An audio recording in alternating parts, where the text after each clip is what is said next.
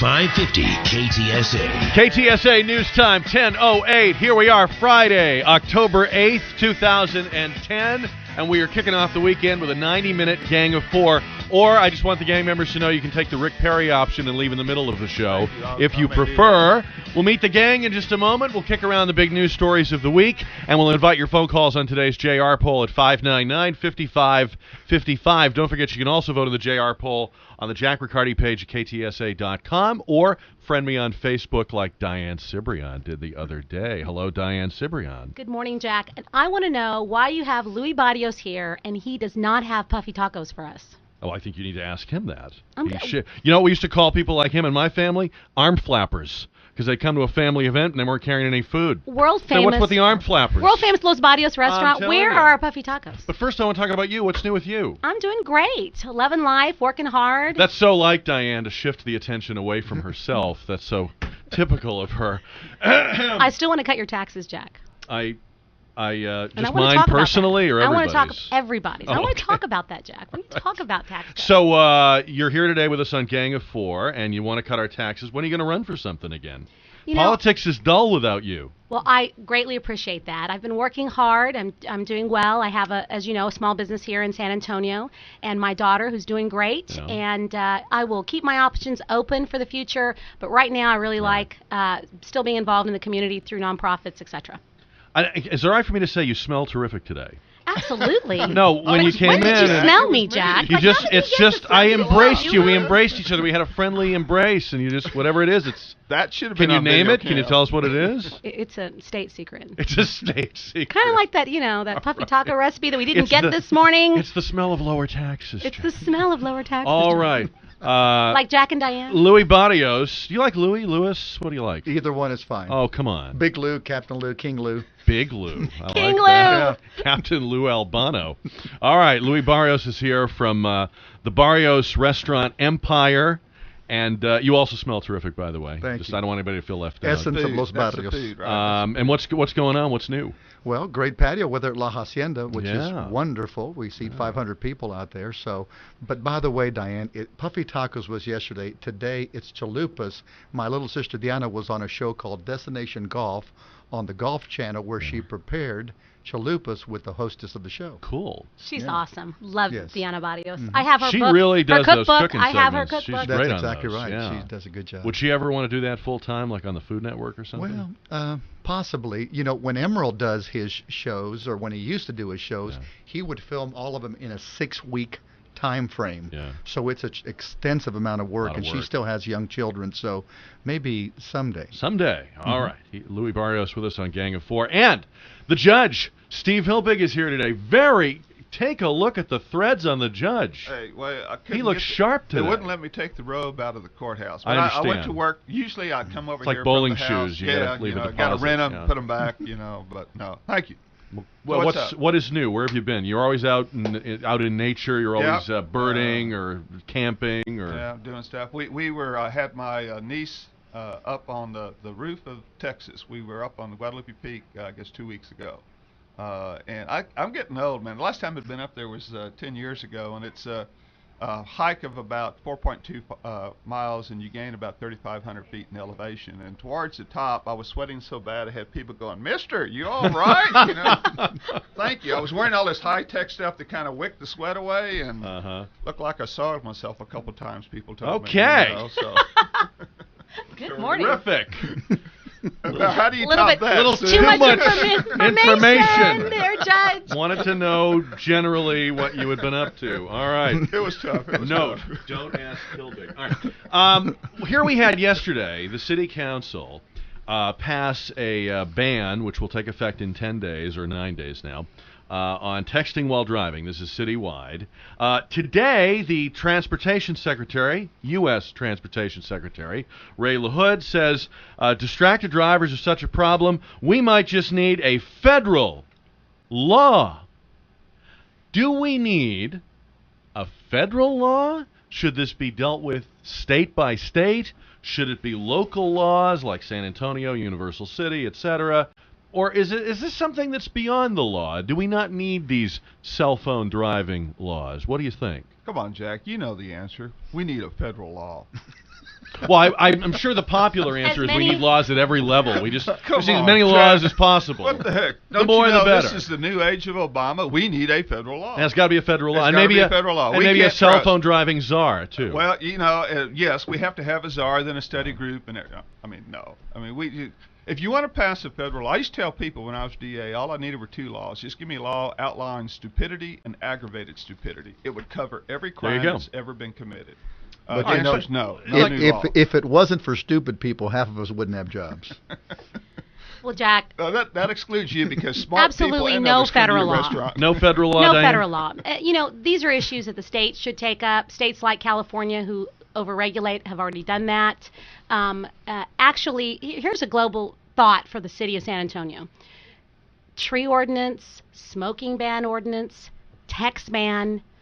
How many more regulations are we going to pass down there? I call it San Francisco. We're becoming a nanny city. It's time that our government should be focused on moving our traffic, helping our businesses, providing a safer city. Things? You mean actually fixing problems? Find solutions to real problems. It's more smokescreen. Stop spending my money. What you should be doing is solving my problem. Isn't driving and texting a problem, Louis? Well, here's the challenge with these type of legislations that Diane just alluded to is the incumbent already has advantages because they've been able to raise money. Now all of a sudden they have these 3 to 5 month debates where they debate it in the media and then they do the vote and they're constantly being interviewed so they get more name recognition. And so when the public goes to vote, they vote for these candidates because they recognize the name. We need to stop and say, what is this candidate known for? If he's just known for these kind of insignificant legislation, then let's not reward him for that. Is that right, Diane? I mean, is the only way to make your name on city council to be a busybody and pass a lot of stuff? For me, were there. For folks that don't know, Diane's a former city council member. So I believe that the function of a city council member is to help move forward progress for the city, and that means do things like the Camp Bullis resolutions designed to solve the real issues affecting our city and our economy for the future. I don't believe in the current over-regulatory government. I don't believe in it. But does it work politically, like Louis said? I think that there are I think Louis is right. Because when you pass a texting ban ordinance, it's sexy. People like it. People want to support it. And as a result, it does raise your profile. I don't agree with that. I think you should work on real solutions for families and look at the cornerstone of the city budget and how we can make real progress for San Antonio. Is a texting ban going to move forward our economy? Yeah, or is it going to send a message of overregulation? But it's a quality of life issue. I mean, that's how they always phrase it. So the tree ordinance you speak to talks about our quality of life in San Antonio, and the other things you talk about are really quality of life issues is how they phrase it.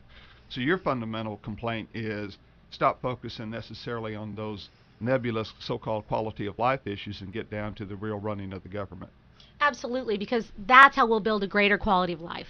Now, there are a lot of distractions. There is the cell phone, there's the radio, there's the stuff on the dashboard, the GPS. Cars are going to have internet, Wi-Fi setups and 13-inch screen right in the dashboard. And actually, the whole trend with cars is more and more technology built into the car. The message of that being, if it's built into the car, I'm supposed to be doing this while I'm driving the car. It's a feature. It's not a bug.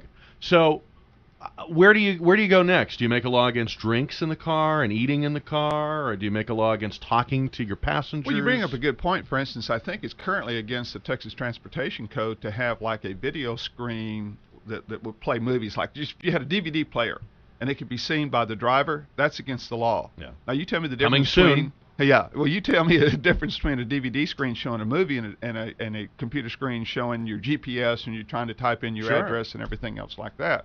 So it is kind of interesting that we had some laws on the books that say this makes sense, but I think, as you're saying, technology is leaping ahead of those laws, and we need to reevaluate some of it. The original ordinance had things like drinking a soft drink, putting on mascara, things like that also included. It was very austere. So this ordinance is basically the Austin ordinance plus a text ban.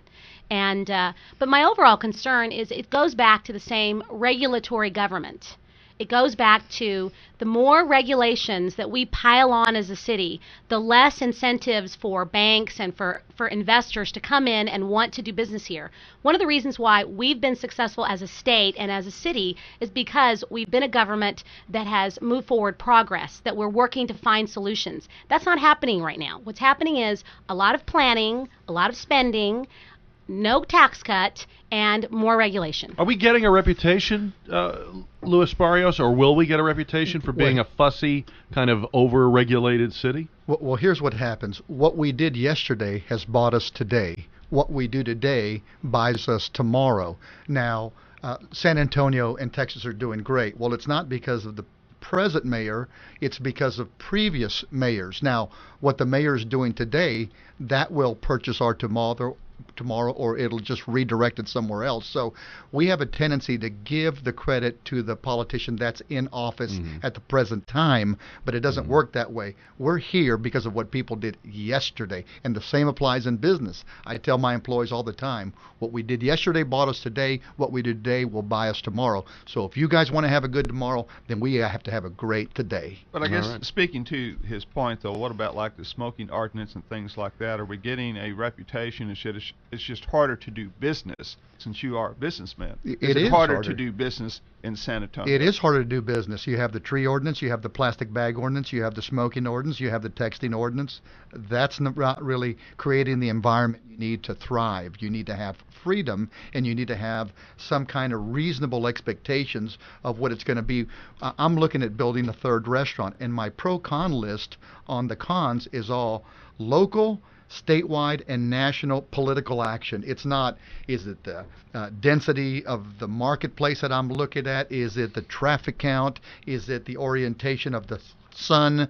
Is it so you're not worried about, will they, if I build it, will they come? You're worried about all the regulatory implications of adding more jobs and adding another facility. That's exactly right. And you multiply you by the millions of businesses that are thinking the same way, and then you have these national politicians wondering, where are the jobs? And yesterday, Charlie Gonzalez came on the show and said, businesses need to create more jobs. He was scolding the business community for not lifting up the economy, for not jumping in and having more confidence in the economic direction of the country. I mean, it's so backwards right now. So I guess his response to you, Louis, would be, how dare you have these doubts? You should move forward with that third place. Well, if you just take the healthcare legislation, you're looking at a fine right now of $750 to $2,000 per employee per year.